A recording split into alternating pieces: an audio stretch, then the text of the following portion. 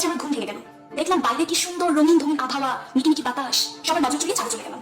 একটু বাতাস খেতে খেতে দেখলাম ছাদ তো থেকে যেন আসছে। ওমা, দেখি সানি সিকান্দার। হ্যালো বান্ধবী লাগনি বলে সে এসে একটু বসলো, হাঁটলো, চা খেলো, তারপর চলে গেল। নিচে এসে একটু জয় আমি আমার জন্য অপেক্ষা করছিল। সে আমার কান টেনে বললো, সমুদ্র চিংড়ি তুলে তুলে বাইরে কেন গেছিল, দিয়েছে তার সঙ্গে একটা চর। মাটি আমি অজ্ঞান হয়ে গেলাম। জ্ঞান ফিরতে দেখি আমি হাওড়াটার সামনে দাঁড়িয়ে। সে বললো, কেমন বাড়িতে থাকছো, তোমাকে আনতে এত কষ্ট হলো, দরজা করে রাখতে পারনি। বলি আমি হাওড়াটা আমাকে চেয়ারের সাথে বেঁধে রেখে চলে গেল। আবার ঘরে আগমন হলো পাঁচের মতো দৃষ্টিধারী 100 ধার দেহি আর্মি।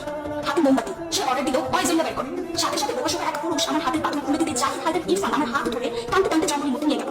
সকাল হলো, বছর পথ গেলাম, কান্নাকাটি শুরু করলাম। কোথা থেকে ফারাজ এলাহি বেরিয়ে এসে বললো, এসব রক্ত ছোট কি ব্যাপার, তাই মনে হয়। সেখানে উপস্থিত হলো কয়েকজন ব্যক্তি, তাকে থেকে আমি, জাহিদ, জয়ানি, ফারাজ সব তুলে দৌড় মারলো। মেয়েগুলো আমাকে টেনে নিয়ে গেল। উকিল উল্টো বড় কেস করলো।